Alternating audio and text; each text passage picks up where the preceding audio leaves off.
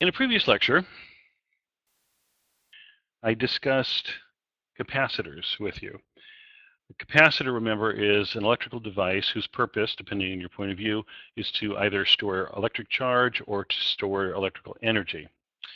And for today's conversation, mostly we're going to talk about storing charge.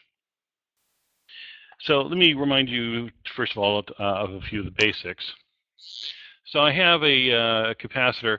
Now, a capacitor, is constructed from two conducting plates that are physically close to each other, typically on the order of millimeters, anywhere from a few millimeters to a few nanometers, depending on the application. But in any case, and then the plates themselves have some particular geometry. They're square or they're circular or some sort of simple geometry typically, and they can get more complicated. You can have multiple layers. It can be not just two parallel plates, but like half a dozen or several dozen, and they're typically separated by dielectrics and on and on and on. They can get very complicated, but they all boil down conceptually at least to the drawing I'm about to make, which is some sort of a let's start off with kind of a metal disc here, and whose radius is much, much greater than its thickness, which is not really relevant here, but why not? In any case, and then, as I say, the other plate is typically identical to it, and then you apply a potential difference across them. And I remind you that this region in here is empty space. And the result of doing all of this, and I'm looking for a pen that I like better than what I'm currently working with. Here we are. And the consequence of all this is that a charge builds up. The positive conventional current falls from high potential down to low potential, and so the top plate, whoops, in the wrong color coding here. So the top plate ends up being positively charged because positive charges fall, if you will, in an electrical sense, from the high potential in the top of our potential source, the top of our battery, down to as low as they can get, whereas the positive charges fall from the comparatively high potential of the bottom plate to the low potential side of the battery.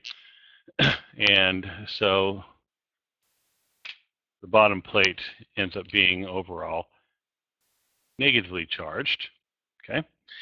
And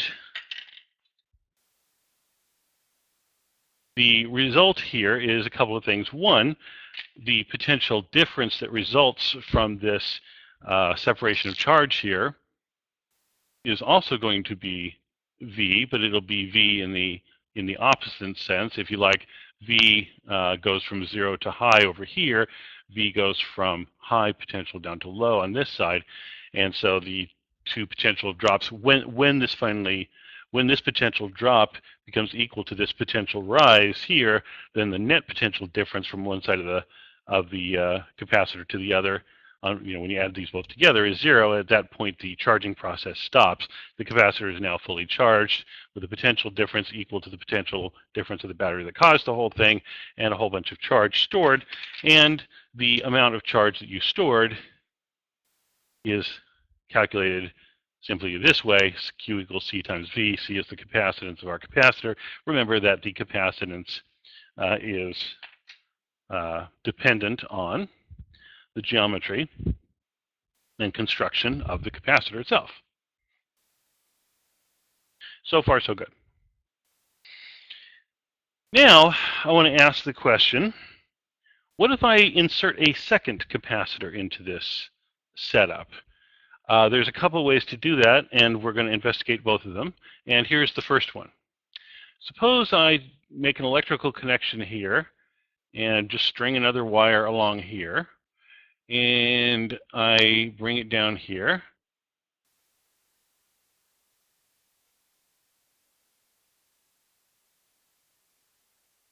And then I just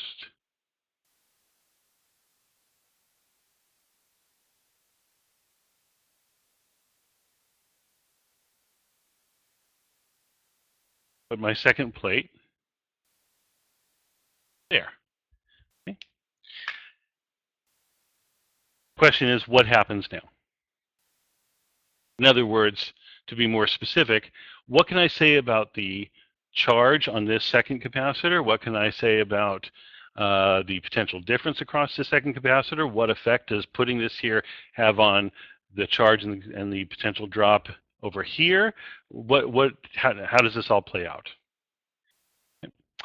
This particular arrangement, for reasons that I will explain in a little while, this arrangement of capacitors, these capacitors are said to be wired in parallel. Maybe the reason why for that name is sort of obvious from the drawing, but there's some subtlety there, so I'll bring that up. Okay, I don't know how easily you can see this in the video. Let me bring the camera up a little bit closer. So these two plates here are, again, capacitor plates. A couple of things about these. That, first of all, I have very deliberately drawn them so that the plates are differently shaped and they're different distances apart from each other compared to this other capacitor over here. And the result of all of that is to make it clear that the capacitance of this capacitor is very different from the capacitance of this one. Okay. Scoot back a little bit now. All right, so let's think about this now. To start off with, let's think about the potential.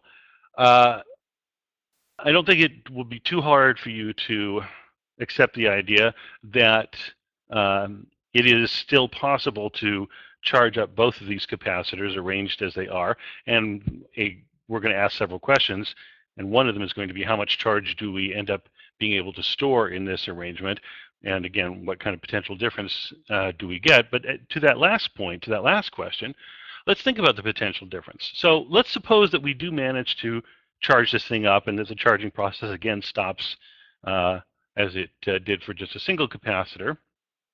If it does, then it must be because, once again, the total potential drop across the now combined capacitors is equal to the potential rise that's driving the process in the first place. So let's think about that. Well, we're going to invoke a concept that I mentioned a while back, which is under the heading of properties of conductors. Remember that there was lots of things I said about. There's lots of things that I said about the properties of conductors, but one of them was potential is constant everywhere on a conductor, no matter what the shape of the conductor is. Well, look at the situation that we have here. We've got the top of the battery. That's obviously a piece of metal. That's a conducting thing. This is a wire. All these straight lines are wires. Okay, so wires are metal. This top plate of this capacitor is metal. That's a conductor. This top plate, likewise, is a conductor. And indeed, this top plate here is going to end up being positively charged. The bottom plate is going to end up being negatively charged. And as yet, I am making no assumptions about how much charge each one gets, although I'll, at the risk of spoiling the ending for you, I will tell you that these two capacitors will end up storing different amounts of charge. And the reason simply is this. From the point of view of these things being conductors, whatever the potential is on this top plate here, the top plate of the other capacitor must be at exactly the same potential. Property of conductors. The potential is the same everywhere on a conductor. So no matter what it looks like to us they look like top halves of a couple of capacitors. But from the point of view of potential difference, from the point of view of the charges, these are just big, funny shaped conductors, and so the potential is going to be constant everywhere.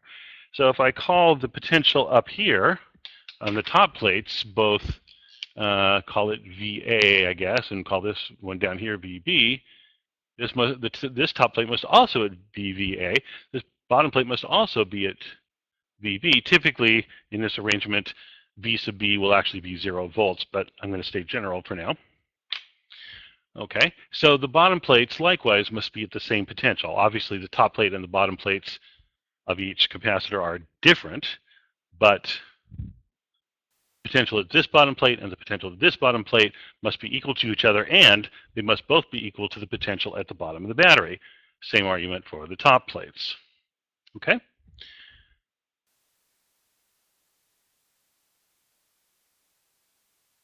So that means in turn, yeah, top plates, yeah, okay, good. So that means in turn, you can ask the first question, how much charge is stored on each capacitor? This would be an excellent time for you to pause the recording and think about this question specifically. Do you think the answer is going to be, will both capacitors end up storing the same amount of charge because they're going to have the same potential difference? Or will they end up storing different amounts of charge because they have different capacitances? Pause the recording now, think about it, and then don't come back until you've got an answer in your head and a reason for that answer. Okay, go ahead and hit pause. Okay, I know you did, right? Excellent. Okay, let's see. Let's call this one here. Yeah, okay. Let's call this one capacitor 1. We'll call this one capacitor 2.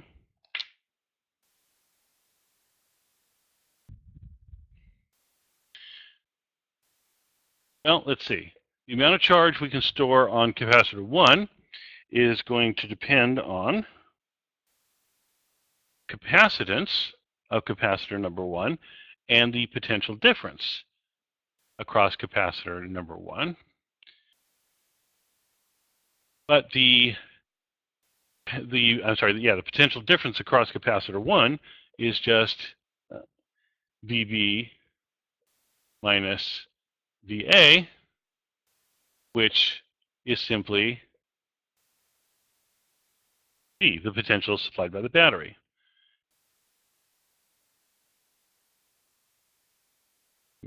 Similarly, the charge stored on capacitor 2 is going to be C2 also times that same potential V. And so the answer is that Q1 and Q2 are different from each other. They will store different amounts of charge. Okay. All right. Well then, the follow-up question is, how much charge do we get to store total? That's easy. Charge is a scalar, and charge is conserved. So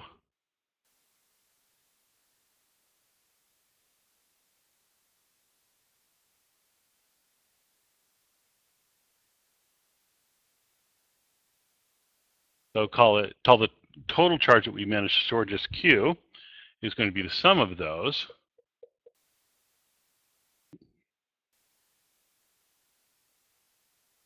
And Q1 we just said is C1 V, Q2 is C2 V.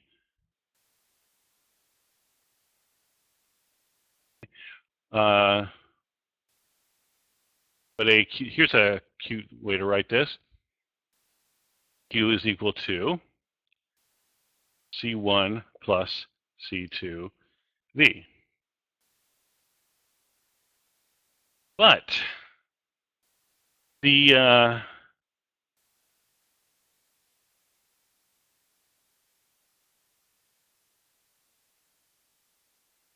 let's take a look at this. If you did not know Actually, I'll draw my drawing over here.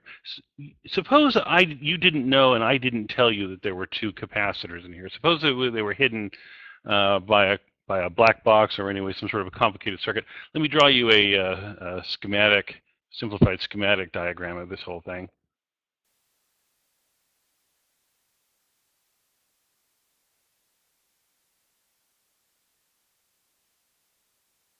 Now, in this drawing, these capacitors just look the same because they have the same schematic symbol, so we have to label them.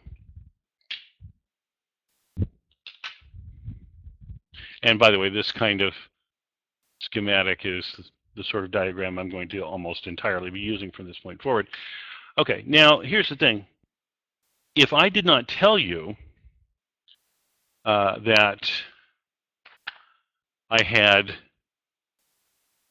two capacitors, suppose I lied to you and told you I only had one capacitor, okay? Maybe you like that better, okay? So it's just you have a battery, and I said behind my iPad is just one single capacitor. And if I asked you how much charge could I store on that one single capacitor that I'm lying to you about, your answer would be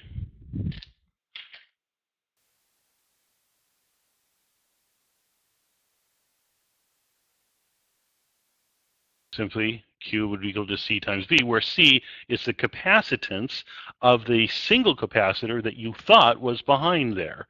But in fact, that one capacitor that isn't there, it's actually two capacitors. What this means is, the way we think about this is that these two capacitors, wired together in parallel as they are, have a combined, or as we say, an equivalent capacitance. And I'm going to call that C sub EQ, or equivalent. And so the amount, what this says here is that the amount of charge that you can store in these two parallel capacitors, wired together as they are, is equal to the potential difference multiplied by a capacitance that is equivalent to the capacitance of just one single capacitor. And the value of that, if I combine this relationship here and this relationship here, then I get, first of all, the amount of charge that I can store is equal to, well, actually, I'll just do this. So this relationship here, what I end up finding, is that the capacitance that is equivalent here, the equivalent capacitance is simply the sum of these two individuals. Now, what in the world am I talking about? Equivalent capacitance, what do I mean? Well, I mean that rather literally. What this equivalent capacitance means is, if I were given this actual circuit, and I actually cut these two capacitors out of the circuit, and then replaced the two of them with one single capacitor, whose capacitance was equal to this, and soldered that one single equivalent capacitor into the circuit, then exactly the same current would flow with the one equivalent capacitor as in fact flows with the two actual capacitors that I have. This is what I'm talking about. This is what I mean by equivalent capacitance. The capacitance of a single capacitor, an imaginary, typically single capacitor, that would cause the circuit to behave in an exactly identical way. So a single capacitor whose function whose effect in circuit would be entirely equivalent to the effect of the two actual capacitors that I have. Okay. Now, the next thing is that, of course, the argument that I made here for just two capacitors, I can extend that argument to an arbitrary number of capacitors all wired together in parallel to each other, as long as they're in parallel. So C2, C3, C4, C5, etc. And so I can say for n parallel capacitors, the equivalent capacitance of all of them is simply the algebraic sum